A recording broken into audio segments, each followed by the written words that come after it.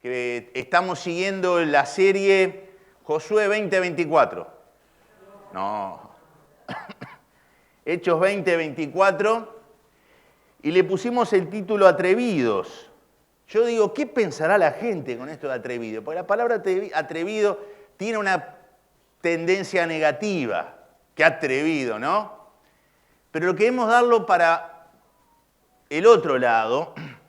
Y en la serie estamos viendo este texto.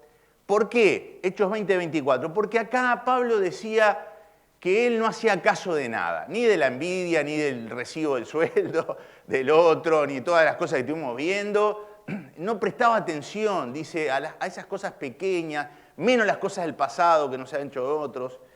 No traía a la memoria todo eso. Él, dice, no estimaba su vida preciosa para sí mismo, solamente pensaba en el foco de la carrera que es hacia adelante, cuál es el propósito de Dios para nosotros. Eso es lo que Pablo decía. Este versículo es clave y nos dice también para qué estamos acá en la tierra. Y lo dice todo en Hechos 20-24, así que seguimos ahí. Pero, entonces Pedro, leyó Juli, ¿sí? Cuando dice entonces Pedro, el entonces se refiere a lo que veníamos viendo el domingo pasado. ¿Por qué? El domingo pasado vimos que le vino el Espíritu Santo en Pentecostés, la fiesta judía, ¿sí? Ellos estaban ahí en el aposento alto orando al Señor y de repente vino algo inexplicable y explicamos todo eso del viento recio, de esa masa de fuego que se fue dispersando y se ponía en las cabezas de la gente, el lenguaje sin haber estudiado inglés, ni italiano, ni egipcio, hablaban en los lenguajes y la gente escuchaba el Evangelio en su propia lengua. Y la gente empezó a decir, esto es tan borracho, ¿se acuerdan? Que ustedes se rieron. Entonces Pedro, acá alguien tiene que explicar. ¿Por qué alguien tiene que explicar? Porque la confusión requiere explicación. Todos nosotros, cuando estamos confundidos con algo, tenemos que entender lo que dice la palabra de Dios y lo que está pasando, y en este caso un fenómeno espiritual, ¿qué es lo que Dios dice en su palabra? Entonces Pedro, no Juan, Pedro, ¿sí? Poniéndose en pie con los 11, alzó la voz y les habló diciendo, judíos y todo lo que habitase en Jerusalén, esto, y ahí empieza a dar la explicación. Me llama la atención que Pedro es un atrevido, siempre fue un atrevido. Es un líder nato para el bien y para el mal. Porque Pedro es Pedro. ¿Sí? Pedro en un momento estaba allí en la barca, ¿sí? Y Jesús estaba caminando sobre el mar y Pedro dijo, yo quiero caminar. No dijeron los otros. Pedro tomaba siempre la iniciativa, era atrevido. Y se lanzó al agua confiando en que Jesús le dijo que no iba a pasar nada y empezó a caminar. ¿Sí? Nosotros siempre ponemos el énfasis que se hundió, pero no en que caminó. ¡Caminó! ¿Sí? Entonces Pedro, cuando un momento dice, la gente dice esto de vos y no sé qué, no sé cuánto, y ¿ustedes qué dicen? Y nadie dice nada. ¿Vieron que en algunas clases nadie dice nada por miedo a equivocarse? ¿Ustedes estuvieron en clase? ¿Suenan alumnos? Que se equivoque primero otro y después yo digo, ¿sí? Entonces Pedro dijo, tú eres el Cristo, el Hijo de Dios viviente. Pedro dijo eso. No lo dijeron los demás, ¿sí? Pedro tomó la iniciativa. Y en un momento, Pedro, que tenían 2 espadas, que eso no se puede explicar, eso no vamos a explicar eso ahora, vinieron a arrestar a Jesús. ¿Y qué hizo Pedro? Sacó la espada y gracias a Dios que no tenía lentes porque le arrancó la oreja, porque si no, le arrancó la oreja al otro, porque no veía bien Pedro. Jesús sana, ¿sí? Pedro toma siempre la iniciativa. Es atrevido. Y en la vida tenés que ser atrevido en algunas cosas. ¿Saben cuánta gente en mi juventud, cuando los varones nos juntábamos con los varones para charlar de las chicas, ¿de qué vamos a hablar? ¿De auto? Si no podemos comprar. Entonces, no sé qué, y uno decía, a mí me gusta esta, entonces uno iba descartando de la lista porque le gusta a mi amigo. Todas esas cosas no las hacíamos nosotros. Confíen en nuestra santidad. Entonces, ¿qué hacíamos nosotros? Hablábamos y digo, y si le hablo, y dale, y si me dice que no, y si me rechaza, y si me esto, y no me... Había un mareo en la gente, ¿eh? Y la chica ahí esperando, estos son... ¿Por qué no nací en otra cultura, no? Pero Pedro era atrevido. Porque una de las cosas que bloquea a las personas son los problemas mentales que tenemos, el y sí, el mirá si me pasa. No es el obstáculo, es lo que da en la cabeza. ¿Sí? Entonces Pedro se puso en pie. Y él explicó ahí, y esto requiere un poco de explicación, porque estamos siguiendo versículo por versículo y aprender de la palabra. Él explicó que lo que había pasado en Pentecostés estaba escrito en el libro de profeta Joel, donde dice que en los últimos días derramaré mi espíritu sobre toda la gente. Hijos e hijas van a profetizar, jóvenes tendrán visiones, ancianos tendrán sueños. En esos días derramaré mi espíritu aún sobre mis siervos, hombres y mujeres, por igual, y profetizarán. Siempre la Escritura explica la Escritura. Cuando hay un fenómeno como este, fueron en el Antiguo Testamento, y esto dice Pedro, en Joel estaba escrito que esto iba a pasar. Y lo cita. Y a mí lo que me llama la atención es que esto es homogéneo. La llenura del Espíritu Santo no es para algunos. Ahí vieron que esto es para todo, porque dice por igual. ¿Notaron que decía por igual? Dice por igual. Y también es heterogéneo, porque dice, hay hijos, hijas, hay jóvenes, hay ancianos. No interesa nada ni de la edad, ni el color de la piel, ni si soy jovencito, adolescente o mayor. El Espíritu Santo, dice, va a ser derramado para todos, por igual.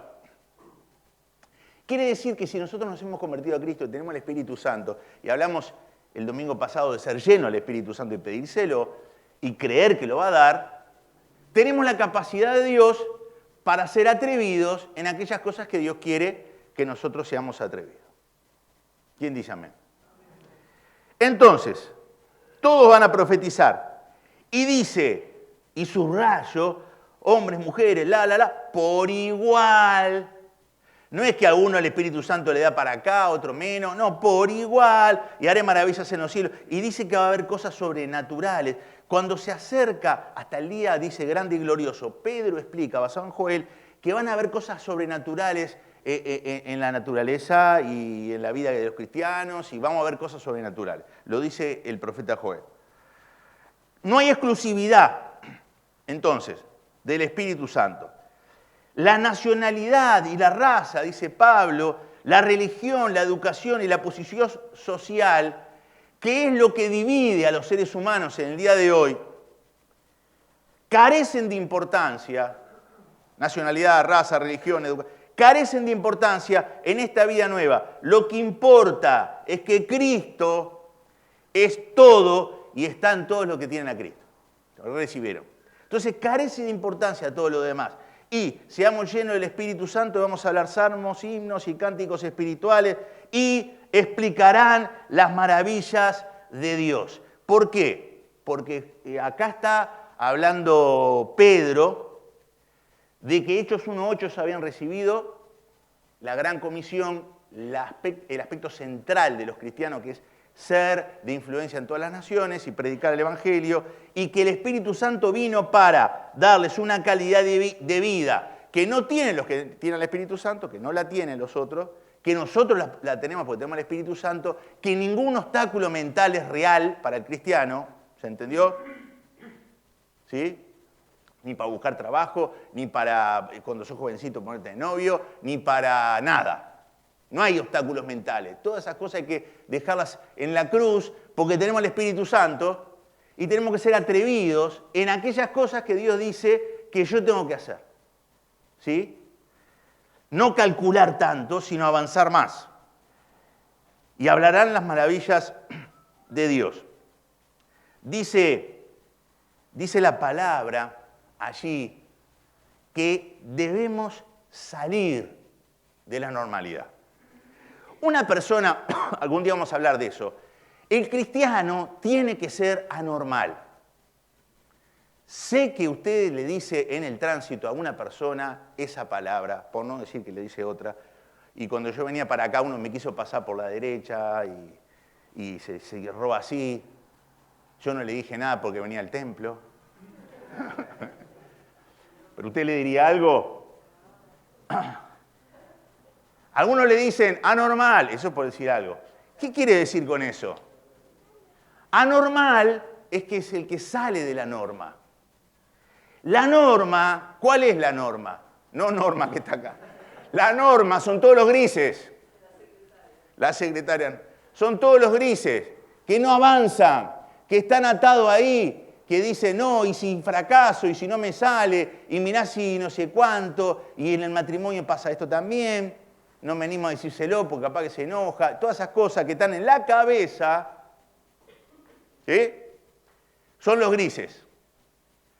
Pero yo tengo que ser como el rojo.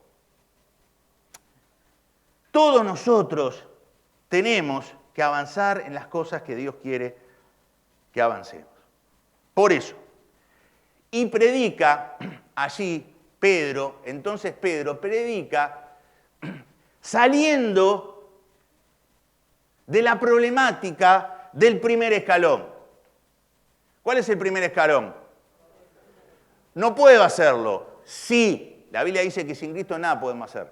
Tenés razón, pero Pedro dice que lo podés hacer porque tenés al Espíritu Santo. Entonces uno tiene que ir subiendo mentalmente las posibilidades que tiene en Cristo. Porque la vida cristiana se trata de incorporar las posibilidades de Cristo en mi cabeza como la norma de pensamiento. No los inconvenientes de la cultura, no los mambos que hemos aprendido de nuestra familia, sino yo debo incorporar en mi cabeza todas las posibilidades que Cristo dice en su palabra que yo puedo avanzar. Entonces yo tengo que subir los escalones. Cuando vos llegás a cómo hacerlo, avanzaste. Ahora, no se logra nada. A veces yo le digo a algunas personas que oran y oran y oran, le digo, la oración está bien, pero la tenés que hacer vos, esa parte. Porque la Biblia dice que lo tenés que hacer vos. No le pidas a Dios que haga por vos lo que dice Dios que vos debés hacer. Entonces, ¿cómo hacerlo? Y tenés que dar el paso. ¿Sí? Entonces, si ahí no se hubiera dicho a los jóvenes esto, nos hubiéramos puesto de novio sin ningún mambo en la cabeza. ¿Sí?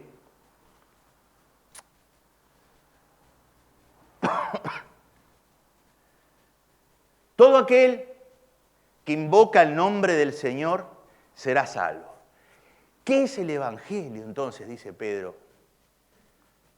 El Evangelio es invocar el nombre del Señor. Y tiene esto que ver con reconocer mi condición y reconocer al Salvador, invocar su salvación. Pero también todo aquel que invocara el nombre del Señor será salvo. Y esto de salvo en la Biblia se refiere no a tener un lugar en el cielo que es más lindo que acá en la tierra, sino que es ser salvo del dominio opresor del mal sobre nuestras vidas, que está en esa carne que es más fuerte y que si yo no tengo otra fuerza, otra naturaleza, no voy a poder conquistar eso. Entonces ser salvos es salir del dominio del mal. Y dice, y esto es algo para hablar, pero lo digo al pasar nada más, porque esto es muy profundo y necesita tiempo para explicar. Porque al morir, cuando uno se entregó a Cristo murió, al morir quedamos libres de su dominio, por cuanto nuestra naturaleza pecadora murió ¿con quién? Con Cristo. Creemos que también compartiremos su nueva vida. Sabemos que Cristo resucitó, jamás volverá a morir, la muerte no ejercerá sobre él poder alguno. Por lo tanto, tampoco va a ejercer poder sobre nosotros la muerte. Por eso el cristiano, cuando se despide a otro cristiano, le duele, pero no es esa angustia de no saber a dónde va. ¿Por qué? Porque Cristo resucitó. Nosotros tenemos que ser llenos del Espíritu Santo para predicar el Evangelio. Ayer tuvimos una experiencia acá, tuvimos una entrevista con 2 hermanas, acá, en el templo, que yo no sabía que el 25 de mayo cerraban un montón de calles en Loma de Zamora, yo no sabía. Entonces cuando vine para acá, también no dije anormal algunos, pero también.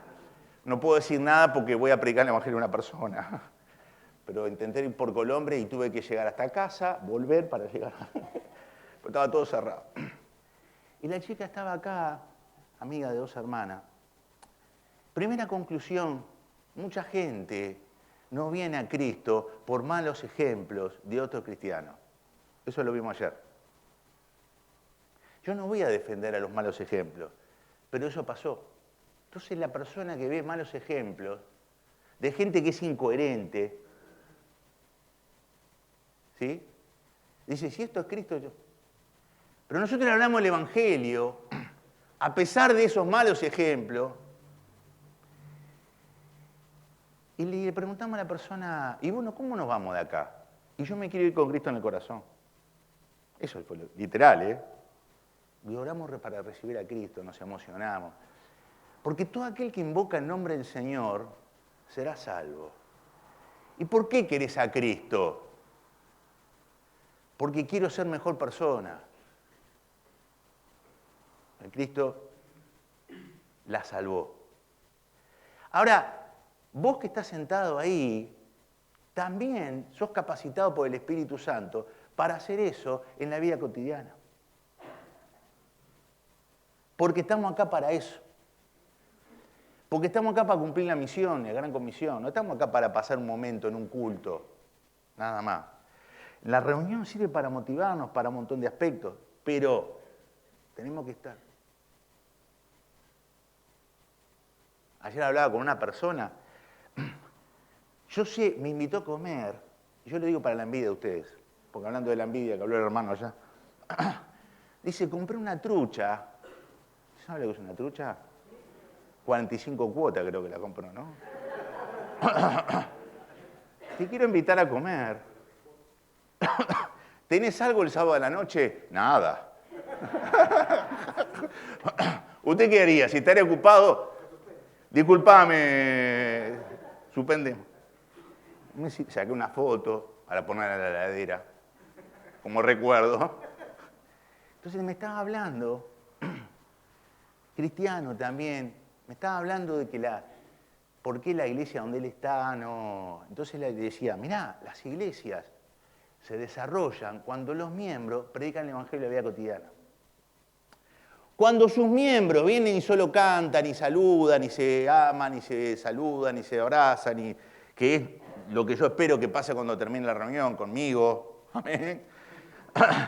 Entonces, está todo bárbaro, pero empezó el lunes. Y el martes, ¿sí? Entonces Pedro lo entendió.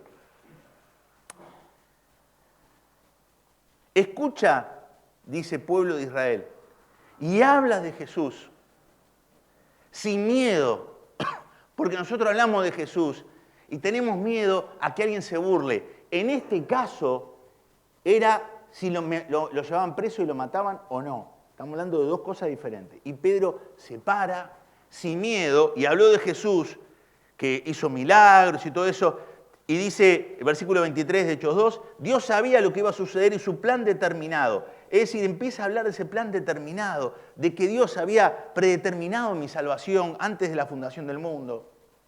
Y que Él envió a Jesús y todo para salvarme a mí del dominio del pecado, para que tenga una nueva naturaleza, para que tenga capacidad y para que yo sea su instrumento para salvar a otra gente, porque quiere llevarse muchos hijos a la gloria, dice la Biblia. No pocos hijos.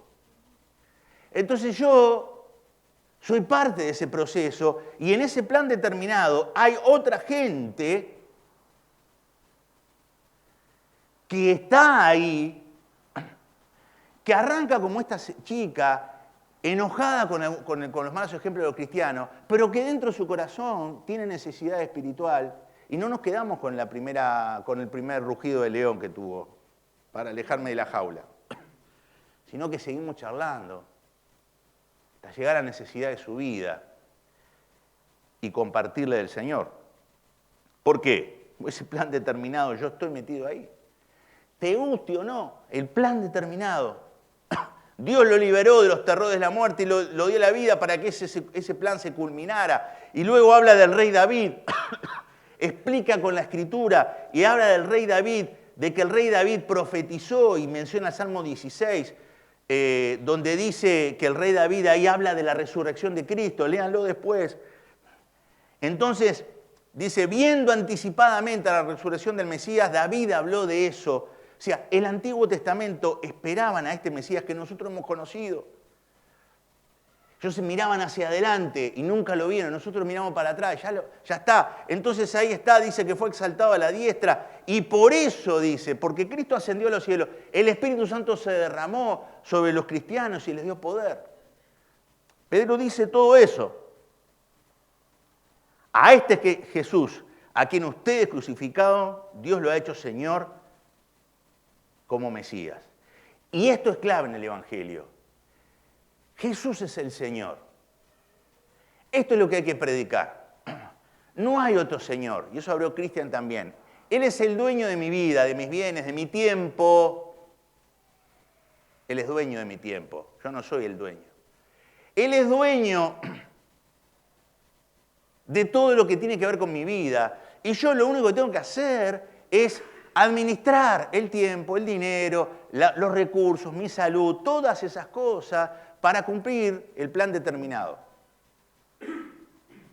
Entonces, cuando predica el Evangelio, usted predica a un Jesús que es jefe, que no vino acá, dice, para solucionar problemas transitorios de las personas.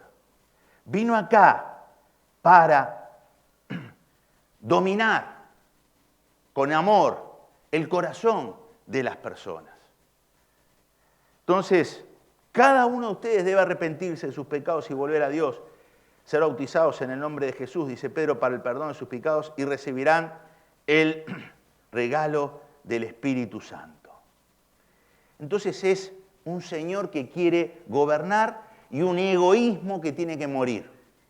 Un ego en el trono que tiene que morir. Ese es el Evangelio, esa es la predicación del Evangelio.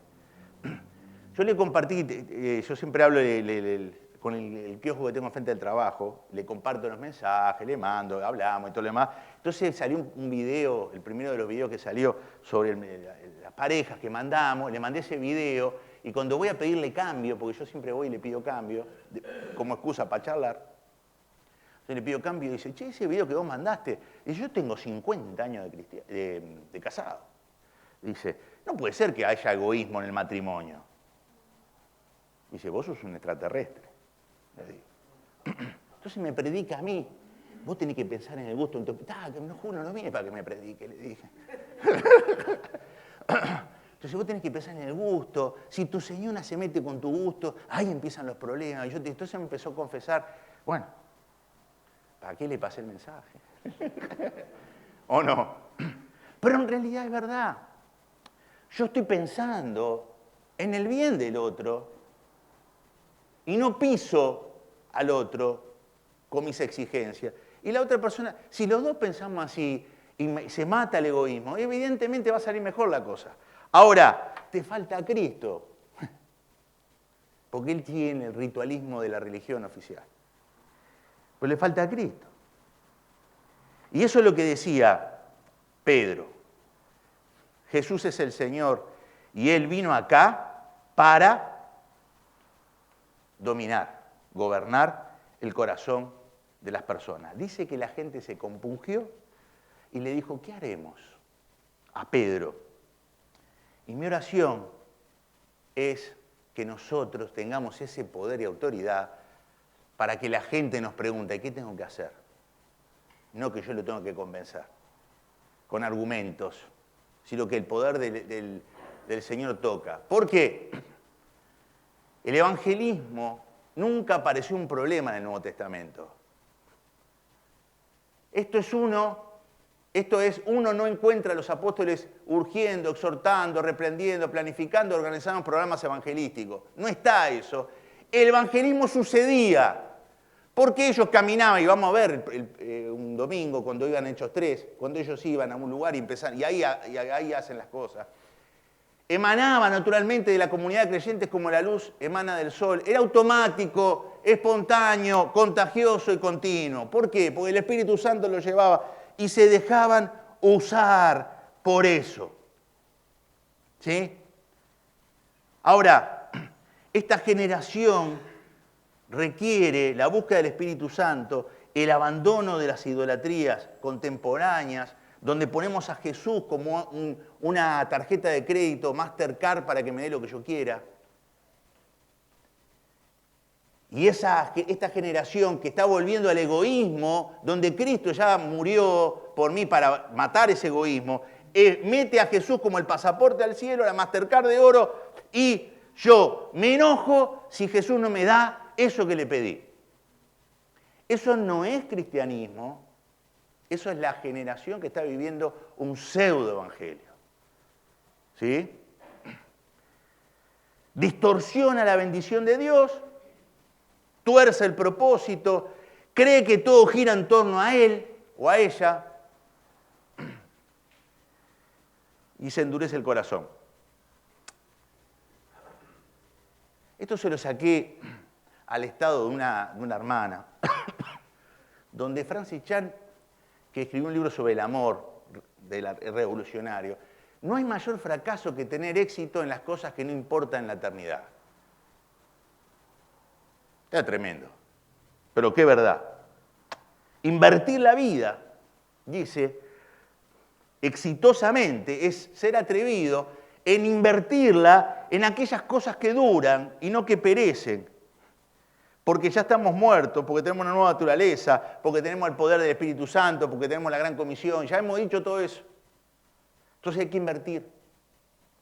Yo tengo que invertir mi vida y me tengo que rendir a esto, me tengo que rendir a mis propios planes, me tengo que rendir a mis búsquedas egoístas de mi propia realización, me tengo que rendir a mis propias ideas. ¿Para qué? Para ver, Señor, ¿qué quiere que yo haga con la gente que yo tengo vinculación? ¿Sí? Nosotros estamos en un grupo que estamos los martes por Zoom viendo varias cosas y varios en el grupo se propusieron invitar personas a la casa de Dios. Que no hayan venido hoy no es un señal de fracaso, pero han invitado gente porque nos desafiamos, porque estamos acá para ser de bendición. Eso es una perspectiva. Es una forma de ver la vida, lo que dice Francis Chan. Es una manera de planificar mi tiempo, mis recursos, mis contactos, mis oportunidades, mis diálogos. El gran fracaso es que pienses que Jesús está para darte solamente un desarrollo próspero en la tierra. ¿Sí? Entonces todo lo que predican eso no está en el Evangelio. Lo digo con total libertad, lo digo con total... Y me paro en la puerta si vos querés y discutí conmigo, pero con textos bíblicos, obviamente. No estamos para eso, eso no es cristianismo. Eso es egoísmo legitimado usando textos bíblicos. Entonces yo estoy acá para seguir a Jesús que es el Señor, mi gobierno. ¿Qué quiere Señor que yo haga? Decía Pablo. Bueno, eso. Entonces Pedro dice, yo voy a ser atrevido. La pregunta, si Pedro dio un paso adelante, ¿cuándo lo vas a dar vos? La pregunta que hay que hacerse al llegar al final de esta reflexión es, ¿cuándo vas a usar tu tiempo para visitar personas que no conocen al Señor? La pregunta que cabe hoy es, ¿cuándo vas a mandar mensajes o lecturas o lo que sea a gente que está necesitada y esperando algo. ¿Cuándo vas a ser atrevido? Todas las demás cosas que están acá en la cabeza, no sé, y sí, no, y tal vez, y no puedo, y me falta, todas esas cosas no vienen del Espíritu Santo. El Espíritu Santo dice, podés, estoy en vos, Jesús es el Señor, quédate tranquilo, tranquila, de que en el momento que vos tomes y des el paso, te voy a acompañar, voy a ir delante y voy a tocar a esa persona, como nos pasó ayer, preparada para que alguien le dice, como le dijo, y vamos a verlo, como le dice Cornelio a Pedro, ¿estamos acá? ¿Qué tenés para decirnos de parte de Dios? La gente está así. Termino leyendo una cosa que me mandaron. Una mañana, dice cualquiera, en una empresa, cuando los empleados llegaron a la oficina, encontraron en recepción un letrero que decía lo siguiente: ayer falleció la persona que impedía el crecimiento de usted en esta empresa. Está invitado al velorio en el área de deportes. Y ahí Cristian dijo amén. El que chusma lo recibo. Entonces está invitado al velatorio. Murió esa persona. En un inicio los empleados se entristecieron por la pérdida de uno de sus compañeros. Sin embargo, la curiosidad por saber quién era la persona que impedía su crecimiento y de la empresa no tardó en llegar. La agitación en el área deportiva fue tan grande que el personal de seguridad tuvo que organizar la fila del velorio para que vean el... Al fin se murió el que me ganaba más que yo. Yo no le deseo mal a nadie, pero voy a comprobarlo. ¿Sí? Conforme las personas se acercaban al ataúd, la excitación era mayor. Entonces, ¿quién impedía mi progreso? Qué bueno que este infeliz murió, pensaban algunos, que no eran cristianos, ¿no? Uno a uno los empleados agitados se aproximaron al ataúd, sin embargo, al mirar al difunto, tragaban en seco, se quedaban unos minutos en silencio, como si aquello les hubiera tocado lo más profundo del alma. ¿Quién estaba en el ataúd? No había una persona, había un espejo que reflejaba a cada uno que pasaba a ver el ataúd. Y en ese espejo había un escrito que decía lo siguiente: solo existe una persona que impide tu crecimiento. ¿Quién es esa persona?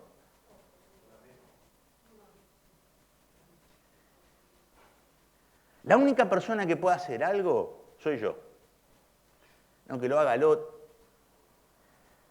Si algo te perjudica, la única persona que puede dejar que el Espíritu Santo les dé poder y guía y consejo, soy yo. Permití que el Espíritu te guíe. Tu vida no va a cambiar si cambia tu jefe, tu esposa. Cambia si qué. Sos el único responsable de que las cosas sucedan o no. Por lo tanto, no le eches la culpa a otras cosas que no tienen el poder para decidir lo que vos podés hacer. Porque eso es la debilidad y la toxicidad de la gente, echar la culpa a los contextos. Sino que vos analizate y decís, bueno, Señor, vos sos el Señor, ¿qué tengo que hacer en esta semana? Amén.